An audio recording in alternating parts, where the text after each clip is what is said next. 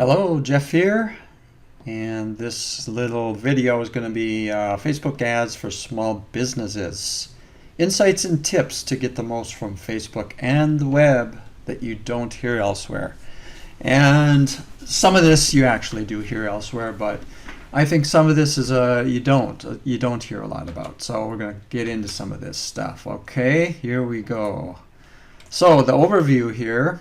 Top 3 things you need for online success. These are some things you probably don't hear often. The top 3 things that I'm going to go over there.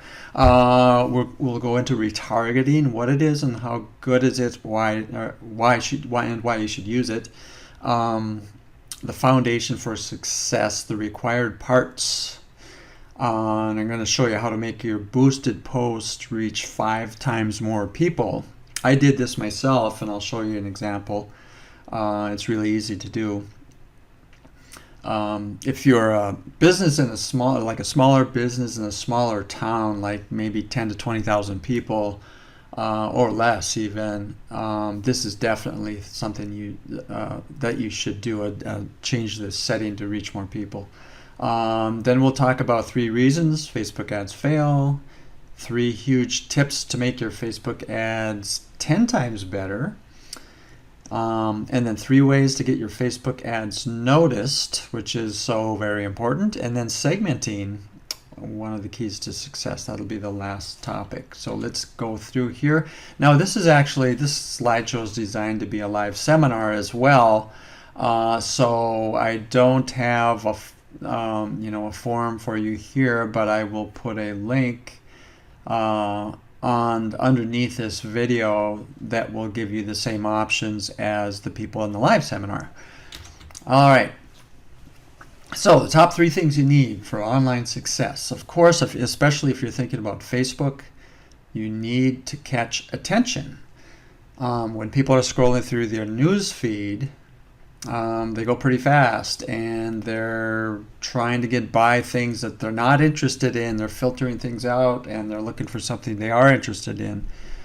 So you need to catch their attention. So how do you do that? You need to be strikingly different. You need to be contrasting. So if you think about that with your ad, how do you make your ad look different and make it stand out? So visually, and with the headline, what does the headline say? And by the way, the image and the headline should both match very closely so that they both send the same message. And then be specific. It just helps so much to be specific about what you're offering or promoting. So as an example, if you're a restaurant and you say, we sell food, well, that's pretty boring. And if you get more specific and talk about the specific kinds of foods you sell and some of the favorite dishes and favorite foods that people like at your restaurant, that just is a lot more interesting. So, and I've got specific on every one of these 3 things here because just being specific in general and with everything, applying that to everything you do is helpful. The next one is clarity. If you want your ad to get a message across, or if you want someone to do something or buy something or click something, you got to be clear. If it's confusing, people just move on. And the same is true for both ads on Facebook, ads on Google, and website pages as well. So if if people land on your website and they're confused about what they're looking at, they're just gonna go back and go somewhere else. So keep it simple, use short sentences, easy words, use a call to action. That's a big important thing. So many people don't do that. You'll get an email and it'll talk about email from a business, and it'll be basically just says, this is our business, and it doesn't really say what to do. And you might find a link so you can go to their website, and their website will just say, this is us, and that's not a very good call to action. So you need to be more compelling to get people to act and tell them what to do and make it easy to understand. And then the third one is connection. That's really, really important too. Because if people don't feel connected, they're not going to be interested, and they're not going to be doing anything with you. So how do you make connections? You need to figure out a way to get relevant with them, be relevant, and get things that resonate with them. And this goes to targeting and retargeting. And again, being specific helps. And we're going to talk about retargeting here in a minute. But this is really, really important, and it really is what makes a big difference, is that if you can connect with who you are showing ads to, then that's huge. So important. All right, go to the next. So this one now, we're talking about retargeting and a warm audience versus a cold audience. So on the left here, we've got a warm audience. If you look at general Facebook advertising, when you're first starting out, you advertise to more people. You don't have anything. You haven't really identified your followers or your warm audience, and so a warm audience has heard of you, knows you, has visited your website. It could be any of these things, or has purchased something, or has called you, or has visited you, or has liked your Facebook page, visited your Facebook page. And what you get with a warm audience is lower cost ads, and you get more response from your ads.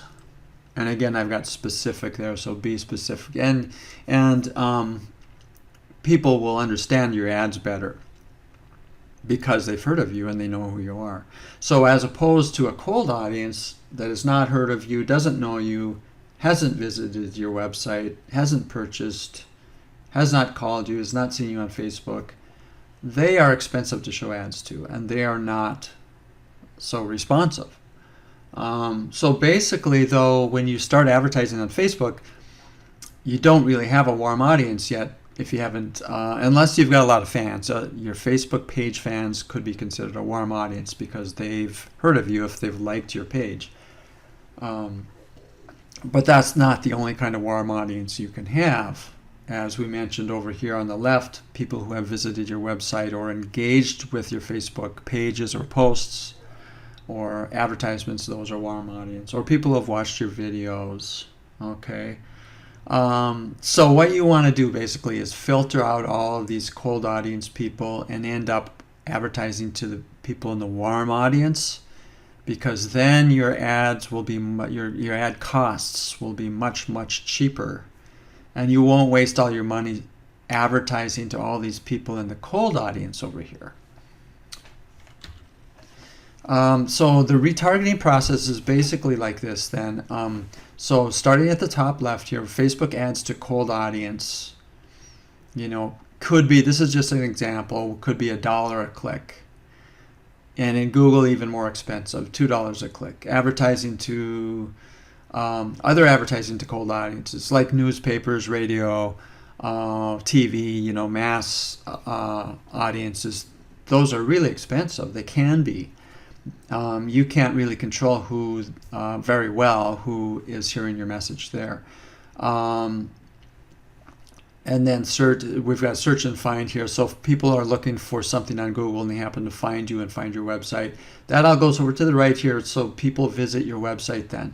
So the people who are interested from the left side here, from the cold audience, those people will click and visit your website.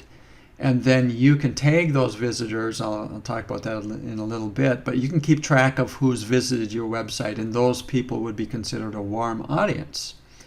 Okay, and then so we go down to the bottom left here, Google ads to warm audience, 20 cents a click, Facebook ads to warm audience, 20 cents a click, and it could even go cheaper. So you can do retargeting with either Google or Facebook or both.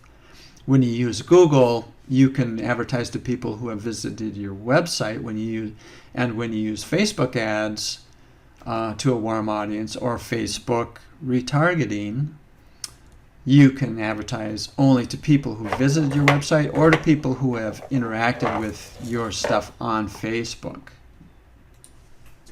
So going over the foundation for success, these are like the pieces of the puzzle that you need to have in place.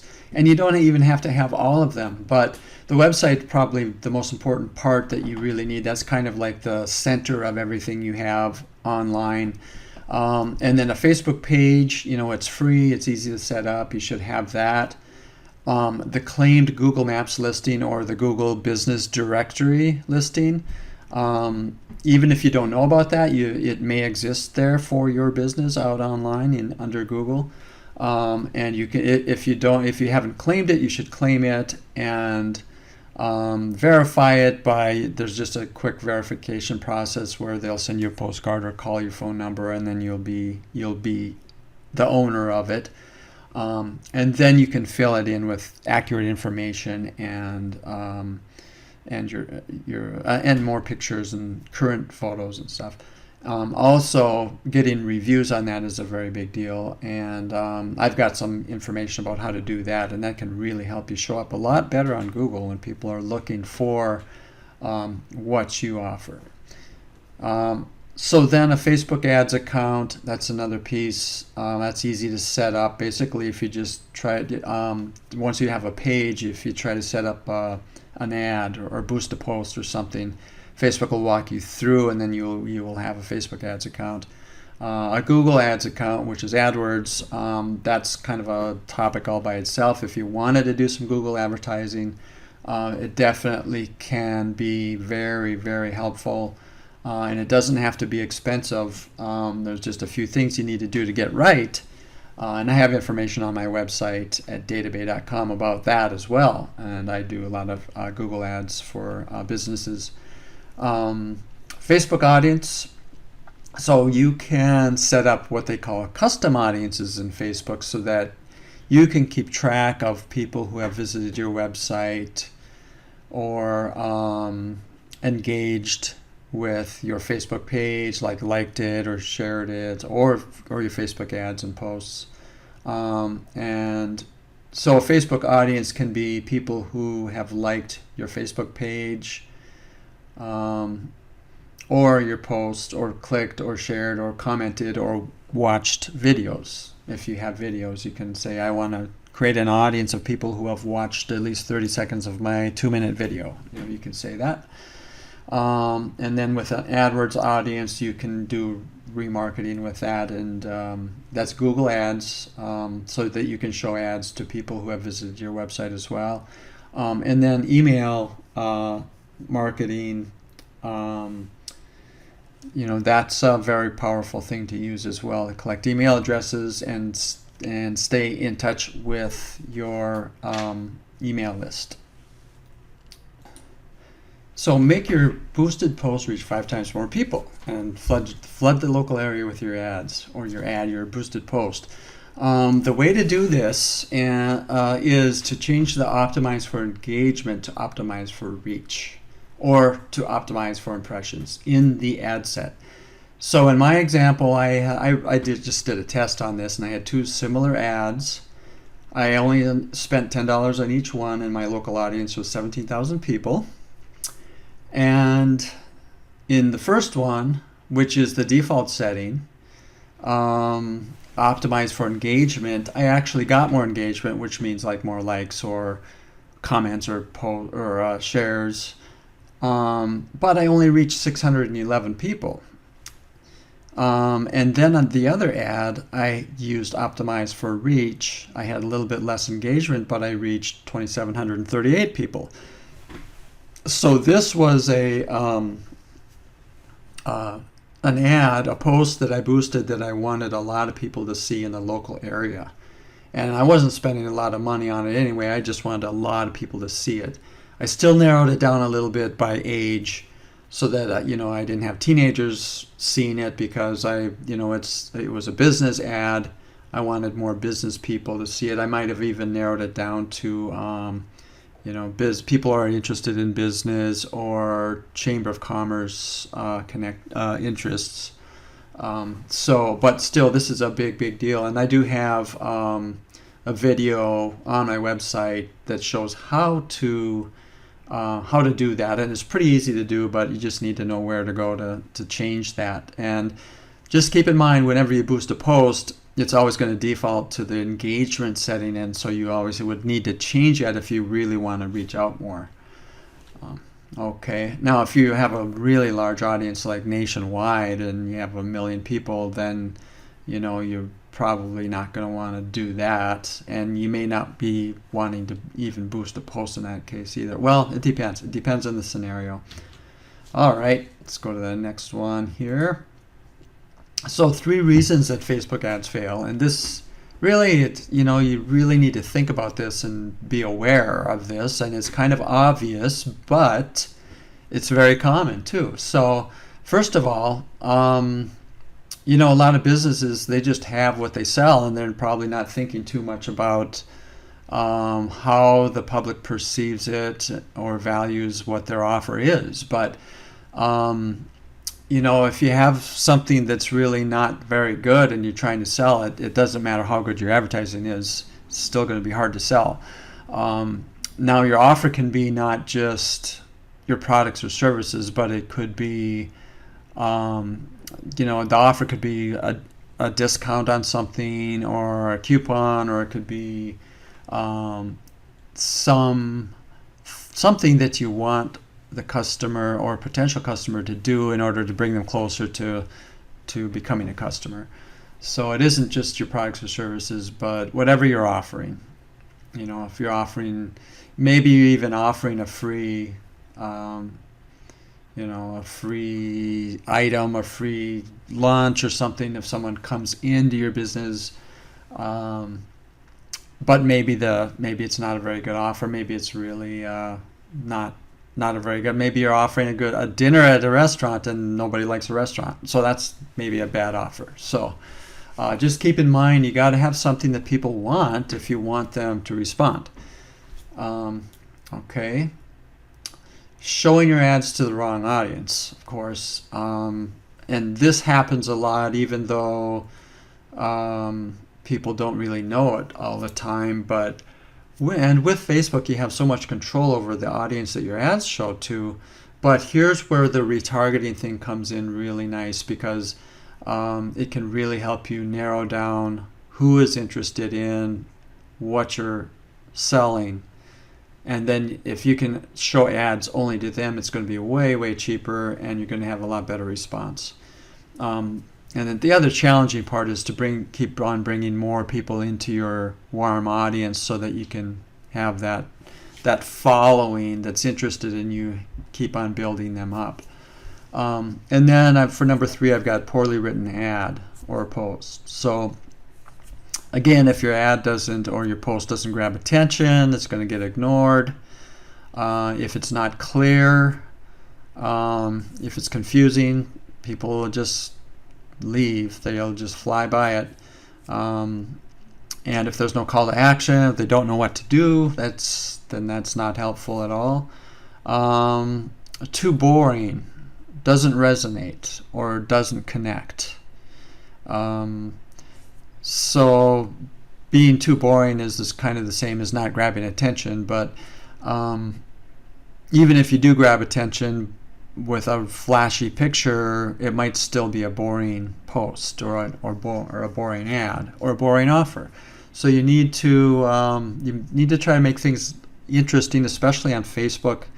When people are searching on Google for something, you don't have to worry so much about being boring or grabbing attention, because they're already interested in what they're looking for. So if you have a solution to their problem and they find you, then you're in pretty good shape. But on Facebook, it's different, where we're kind of interrupting people with our ads, and so we need to be interesting, and we need to grab attention, and we need to be useful and helpful. So all right, so 3 tips to make your Facebook ads 10 times better. Tip 1, focus on the customer's problem rather than your solution. And this is very common for businesses. It's just natural for businesses to talk about what they offer. But if you can turn that around a little bit and talk about the problem that what you offer solves, then it'll resonate with people more. And so if you focus on their problem instead of your solution, that is really a key insight there. And that, it's not hard to turn that around. So just keep that in mind. That's really, really important. That will help a lot. And this, you hear this all the time, really, if you read anything about Facebook advertising. People on Facebook are not shopping. So just keep that in mind, so that, maybe if you're selling something, you shouldn't be talking about what you're selling as much as you should be talking about some side issue, and then later on try to make connections with people, and then later on try to lead into getting them to become a customer. Okay? Make your ad about a side topic, and that's what I was just saying, because it has to resonate with your audience. Okay, so if you can figure out what your customers are interested in, or what hobbies they have, or what kinds of things they like to read, or what kinds of movies they like to watch, then you can talk to them in those terms. And it seems a little weird, but this really can work. So understanding your audience is really the message here on that one. 3 ways to get your Facebook ads noticed. Use a colorful image that's different than everything else. And I've heard that yellow is not used very often on Facebook, so maybe use something with yellow in it. Use an image and headline that both introduce the same compelling topic or story. So your image should match your headline, and it should catch attention. Okay? And try to match your ad to your audience, and even call out your audience. I just did an ad not too long ago for something for real estate agents, and I only showed the ad to people who were real estate agents, and I said, this is for real estate agents. So everybody who saw the ad was a real estate agent. So it really spoke to them. It called them out, and the click-through rate I had on that was way, way, way better than other ads I've done. So it really got a lot of attention. So, and keep that in mind, because if you can do that, it's not always that easy to do. But if you know who your audience is, you can call them out, and then that will be like you're really speaking to them. Okay. This is the last thing I've got, segmenting. So. Just a little bit on this. A restaurant, just as an example, a restaurant runs a seafood special Facebook ad. Your ad promotes the seafood special. 200 people click, 50 people buy, and it costs you $100 to run the ad. This is really more of this is a retargeting example, really, is what it is. But you could call this segmenting, because you're segmenting out your audience, you're filtering it out. So now you've got 200 people who clicked, but only 50 people bought. So 150 people did not buy. So the next month or the next ad, you're going to run that seafood special again. But this time, you're only going to run it to the 200 people who clicked, instead of whereas in the top example, you may have run it to 10,000 people, and it cost you $100. All right. So in the second example, then you're only showing your ad to 200 people, so it's going to be a lot cheaper. And here you get 50 people to buy again, and then you've only spent $10 there. So you've spent 1/10 the amount to get the same amount of customers or buyers, or sales, you could say, are the same amount of money back. So maybe you got $500 back with those 50 people. So in the first case, then you've got let me see here. 50 times 50 people buy, $10, that's 500. Yeah, so you got $400 net profit. But in the second one, you've got a $490 net profit. There's probably better examples there than that. But that's the general idea, is that you're advertising to people who are interested, and if you can segment those out and advertise just to them, then it's a lot cheaper to run your ads, and they will be more responsive. Okay. And you can segment in other ways. Segment parts of, if you sell a lot of different products, just focus on one product at a time with one ad. So this example on the screen talks about segmenting your audience, but you could segment your ads as well in your own products, and be specific on each ad. All right. Okay, so that is the last screen. The summary. This is just the summary. I'm not even going to go through the summary. That was the last topic we have. And if you I hope this is helpful. If you have any questions, let me know. Visit me at databae.com, databae.com. And I wish you well with your Facebook advertising and with all your online advertising.